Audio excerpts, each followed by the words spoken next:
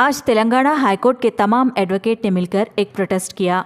कल जो वाकया पेश आया पेद्दपल्ली मर्डर, जिसमें एडवोकेट गट्टू वामन राव और गट्टू नागमणि जो कि एक एडवोकेट थे, जिसकी कल कुछ लोगों ने दिन के वक्त एक रोड पर हत्या कर दी थी, जिसके लिए आज सारे एडवोकेट ने मिलकर प्रोटेस्ट किया और तेलंगाना हुकूमत से ये अपील किया है कि कातिलों को सख्त से सख्त सज़ा दे और एडवोकेट्स को भी सिक्योरिटी एक्ट लागू करे। आइए देखते हैं आगे की तफसीली रिपोर्ट। उनको जेल में डाले, काउंसलिंग वगैरह कर कर पुलिस स्टेशन से उनको भिजा दिया जाता है। हुकूमत का तो हुकूमत चाहे वो हिंदुस्तान की हो चाहे तेलंगाना की हो, कई सारे अपने स्टैटिस्टिक्स बताते हैं।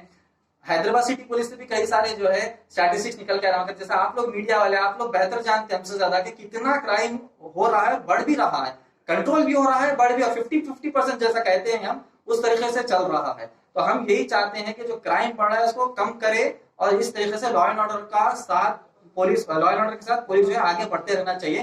क्राइम कम भी हो रहा है, साथ ही साथ बढ़ भी रहा है, इस पे भी हमको नजर रखनी चाहिए। हाईकोर्ट की जो मैंने वही कहा कि राउडी शीटर्स, ऐसे जो राउडी शीटर्स होते हैं, इनको भी जल्द से जल्द गिरफ्तार करना चाहिए। और वो केस में वो वकील साहब ने प्रोटेक्शन मांगा था, प्रोटेक्शन मांगने के बावजूद भी उनको प्रोटेक्शन नहीं दिया गया। इमीडिएट प्रोटेक्शन देना चाहिए ना, पुलिस का भी यहाँ पर काहिल मालूम होती है। इमीडिएट प्रोटेक्शन देना चाहिए, केस के सेंसिटिविटी को समझना चाहिए, समझ कर प्रोटेक्शन देना चाहिए था। प्रोटेक्शन नहीं दिया और इस तरीके से वाकयात पेश आए। पार्टी का नाम फाइनलाइजेशन नहीं होती है ना, पार्टी का नाम मैं नहीं ले सकता। खैर मीडिया में कई सारे पार्टीज के नाम आए, वो फला आदमी फला पार्टी से जो है वाबस्ता रखता है, कंफर्म हो जाने चाहिए, क्योंकि इन्वेस्टिगेशन के दौरान कोई भी चीज डिक्लेयर करना सही नहीं होता। मैं Mir Nizam Ali Khan, advocate, Telangana high court, और मेरे साथ एडवोकेट खदीर, एडवोकेट अब्दुल वासिर और एडवोकेट मुजाहिद।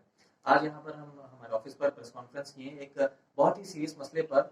जैसा कि हम देख रहे हैं कि हैदराबाद में कई सारे कत्ल के वाकयात हो रहे हैं, आम लोगों के कत्ल हो रहे हैं, ये समझ में आ रही है बात। मगर कल जो वाकया हुआ है हैदराबाद में, हैदराबाद के करीब 17 फरवरी 2021 को 2 हाईकोर्ट के सीनियर एडवोकेट्स का दिन दहाड़े रोड पर बहुत ही दर्दनाक तरीके से उनका कत्ल हुआ है, यानी हस्बैंड एंड वाइफ का कत्ल हुआ है दिन दहाड़े रोड पर। तो इसका हम बहुत ही शदीद अल्फाज में कंडम करते हैं। इसको जो है ये रिक्वेस्ट करते हैं पुलिस डिपार्टमेंट से और हुकूमत तेलंगाना से कि जो भी अक्यूज्ड है उनके खिलाफ जल्द से जल्द कार्रवाई हो। कार्रवाई ये हो कि जल्द से जल्द उनको कुछ सजा दी जाए। ऐसा नहीं कि ट्रायल लंबा चलते जा रहा है, इमीडिएटली उनको पकड़ा जाए। मैं बात ये कहना चाह रहा हूँ कि आम तौर पर जैसा लोगों का कत्ल होता है, बात समझ में आती है, हाँ भाई किसी बात पर हो गया, मगर ये जो एडवोकेट्स का कत्ल होना, ये जुडिशियरी पर अटैक है, लॉ पर अटैक है, कॉन्स्टिट्यूशन पर अटैक है और हमारी डेमोक्रेसी पर ये बहुत बड़ा अटैक है। क्योंकि एडवोकेट, जैसा कि हम जानते हैं कि एक ऑनरेबल प्रोफेशन है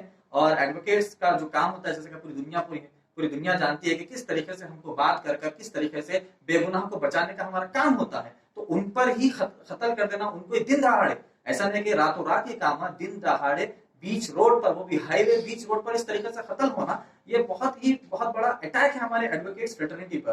तो हम ये गुजारिश करते हैं कि एडवोकेट्स के ऑनर को बचाया जाए, इस मसले को बहुत ही ज्यादा सीरियस लीजिए। ऐसा नहीं कि कोई आम आदमी का कत्ल हो गया, हाँ भाई एक्यूज को जो है रिमांड पर लिए ट्रायल चल रहा है, ऐसा नहीं। एडवोकेट फ्रेटर्निटी पर ये बहुत बड़ा अटैक है, जुडिशरी पर अटैक है, ये लॉ और कॉन्स्टिट्यूशन पर अटैक है। तो हुकूमत तेलंगाना से गुजारिश करते हैं कि जल्द से जल्द इसकी कार्रवाई की जाए और जो है अक्यूज को सजा दी जाए। ऐसा नहीं कि ट्रायल चल रहा है, मैं बार बार ये कह रहा हूँ, ट्रायल नहीं, जल्द से जल्द सजा की हम गुजारिश करते हैं। और एक बात मैं कहना चाहता हूँ, मेरे दिमाग में ये भी बात आई है कि एक जो है, जैसा कि एडवोकेट्स, जैसा सीनियर एडवोकेट्स की बात करिए, जब वो सीनियर हो जाते हैं तो बड़े बड़े क्रिमिनल केसेस को लड़ते हैं, बड़े बड़े सिविल केसेस लड़ते हैं, तो उनकी जान पर भी हमला आता है। ये केस में भी वैसे ही हुआ, उनकी जान पर हमला हुआ और उनकी वो जान गंवा बैठे। तो मैं हुकूमत तेलंगाना से भी गुजारिश करता हूँ कि जो सीनियर एडवोकेट्स को, जो बड़े केसेस हैंडल करते हैं, चाहे क्रिमिनल हो, चाहे क्रिमिनल से उनका मिलना जुलना होता है केसेस के सिलसिले में या सिविल केसेस के सिलसिले में, तो उनके एक लाइसेंस रिवॉल्वर दीजिए ताकि वो अपनी हिफाजत कर सके।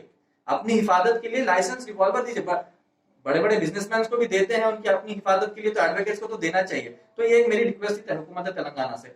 मैं यही कहना चाह रहा हूँ कि हम इस अटैक को शदीद अल्फाजों में कंडम करते हैं और इसकी जांच की हम रिक्वेस्ट करते हैं। इस मसले को बिल्कुल आसानी से और लाइट नहीं लेना चाहिए। ये कॉन्स्टिट्यूशन पर अटैक है, हमको इस बात को समझना है। और मुआशरे में जो ऐसे राउडी शीटर्स घूम रहे हैं जिनको खुलेआम छोड़ा जा रहा है, हाँ हम जानते हैं कई राउडी शीटर्स पर पीडी एक्ट लगाकर उनको जो है अंदर अंदर डाला जा रहा है, मगर और ऐसा काम आगे बढ़ना चाहिए और भी हम लोगों का जो है अंदर करना चाहिए ताकि इस तरह के वाकयात कम हो सके, आम आदमी की भी जान बचना चाहिए और जो है एडवोकेट की भी जान बचना चाहिए। हो सके मिसाल के तौर पर आगे हम फ्यूचर में ये ना देखें कि किसी एडवोकेट का भी साथ ऐसी हाल हो गया, किसी पुलिस वाले के साथ भी ऐसी हाल हो गया, तो लॉ एंड ऑर्डर बहुत खराब हो सकता है अगर ऐसा माहौल सही नहीं रहा। तो हम यही कहते हैं कि लॉ एंड ऑर्डर को सही करिए, और इस मसले पर यही कहना चाहते हैं एडवोकेट्स के ऑनर पर ये बात आई है तो हम प्रोटेस्ट कर रहे हैं और प्रोटेस्ट जारी जब तक रखेंगे जब तक हमको एडवोकेट फ्रेटर्निटी को इंसाफ ना मिले।